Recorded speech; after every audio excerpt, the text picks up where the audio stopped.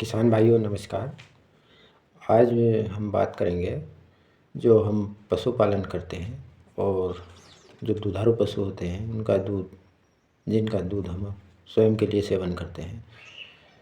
दूध एक उत्तम आहार माना जाता है और किसानों के लिए ये एक आवश्यक पौष्टिक आहार होता है।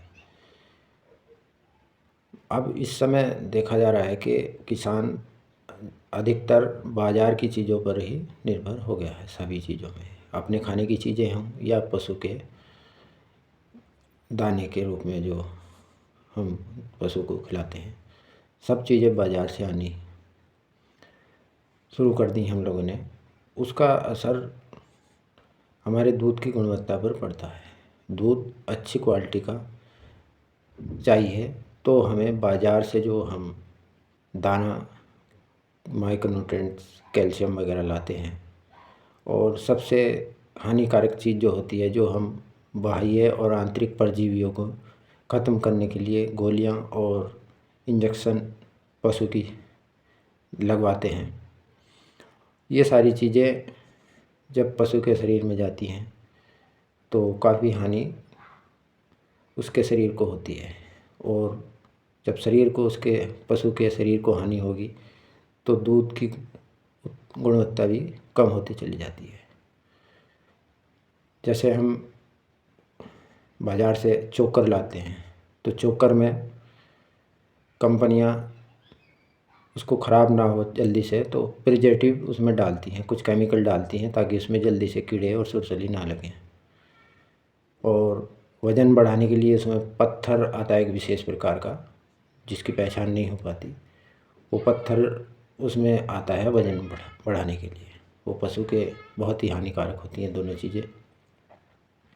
दूसरे जो खल बनी हुई आती हैं, गंडीरी वाली खल बोलते हैं या सरसों की खल बोलते हैं, विभिन्न प्रकार के पशु आहार जो पैकिंग बंद होकर बाज़ार में मिल रहे हैं, उनमें सभी में ऐसे हानिकारक केमिकल मिले होते हैं जो हमारे स्वास्थ्य के लिए हानिकारक हैं। पहले पशु के स्वास्थ्य को ख़राब करेंगे, फिर वो दूध के रूप में मनुष्य के पेट में आता है और फिर मनुष्य को नुकसान करता है। दूध बढ़ाने के उद्देश्य से उसमें केमिकल मिलाए जाते हैं और किसान सोचता है कि ये सस्ता मिल रहा है, घर का बनाते हैं तो महंगा पड़ता है, और इस लालच में वो और झंझट में भी नहीं पड़ना चाहता कि कहाँ सब चीज़ों को मिलाएंगे और किस तरीके से इकट्ठा करेंगे, पिसवाएंगे।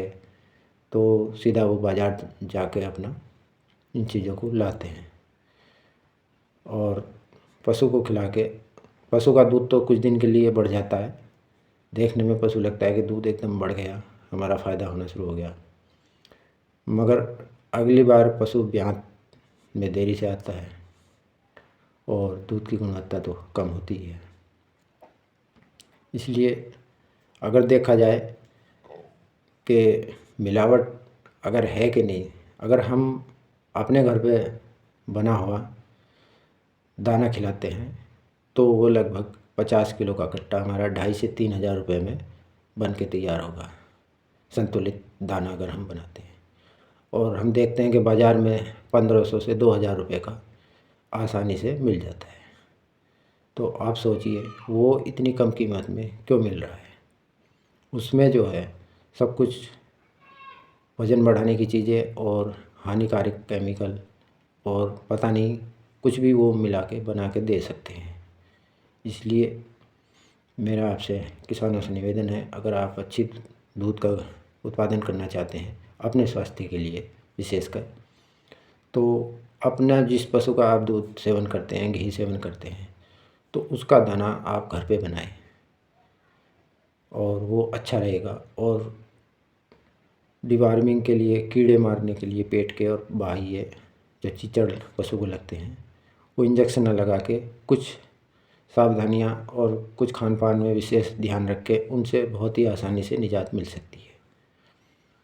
अगली वीडियो में मैं बात करूंगा कि किस प्रकार दाना हम घर पे बनाएं और बाहर से जो कैल्शियम वगैरह लाते हैं वो कैल्शियम हम घर पे कैसे बनाएं और माइक्रो न्यूट्रिएंट्स दें या ना दें पशु को। धन्यवाद।